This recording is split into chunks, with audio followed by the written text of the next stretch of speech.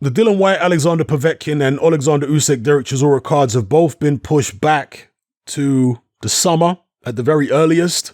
Let's hope they even take place then. I have to big up Dillian Whyte for the fact that he is still in training. Now, some of the other guys might be in training too, the likes of Oleksandr Usyk, the likes of Dereck Chisora, perhaps Povetkin as well. In fact, I'm sure Povetkin would still be in training because the situation in Russia is not quite as extreme as it is in other parts of the world.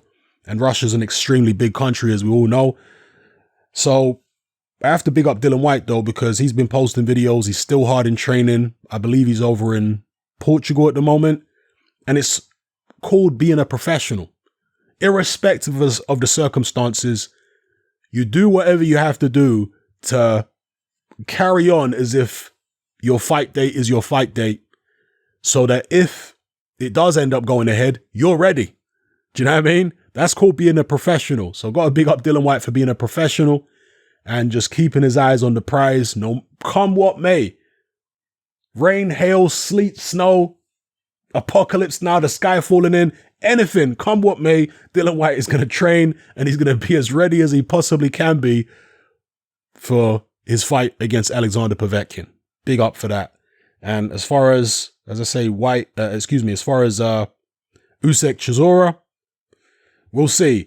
There are still some rumblings going around that fight cards could take place behind closed doors. There's actually boxing happening in Japan. Now, Japan is not normally a big boxing nation. They have K1 and stuff like that over there. And by the way, all the martial arts are still carrying on in Japan at the moment. So they've still got the martial arts over there. All the other combat sports are carrying on as normal in Japan. And boxing, they're going to have a bit of boxing now, and then there's going to be a little bit of more boxing coming up in a few weeks' time in Japan. And again, normally a backwater for boxing for the most part. I know they've got Inoue and what have you now, but Japan is not normally a hub for professional boxing. But because us boxing fans are so starved of action at the moment, there's probably going to be a lot of people streaming that card from Japan who wouldn't normally watch. And it's really the tournament that's taking place in Japan. Maybe I'll do a separate video about it. It's almost like a prize fighter tournament. It's a bunch of fighters who don't have much professional or much amateur experience. I think they've deliberately matched them together. So it's fighters who have only got a maximum of 40 amateur fights and no more than, I think, 4 professional fights. And they're all being matched together in 4 rounders. So it's kind of like the prize fighter tournament minus the veterans. So yeah, I'm going to be tuning in to watch that probably. Being the fact that it's in Japan, it'll be on at a reasonable time in the UK. So I'll probably tune in to watch that.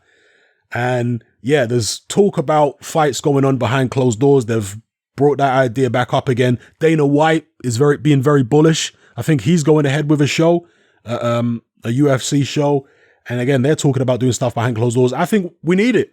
Right now, when people are locked down indoors, we need entertainment. So if there are any ways that promoters can put shows on behind closed doors, great stuff. It's better they do it that way than not have any boxing or combat sports on at all, in my opinion. Yeah. Now, it doesn't mean that it has to be the biggest fights, because there are some fights we'd probably rather wait until the boxing resumes as normal, as we hope. We might wait for certain things to resume as normal before we have some of the big fights. But some of the smaller fights, surely we wouldn't mind seeing them now, right? Give us boxing fans some entertainment and something to talk about. Let me know what you guys think in the comment section below. What's happening? I'm out.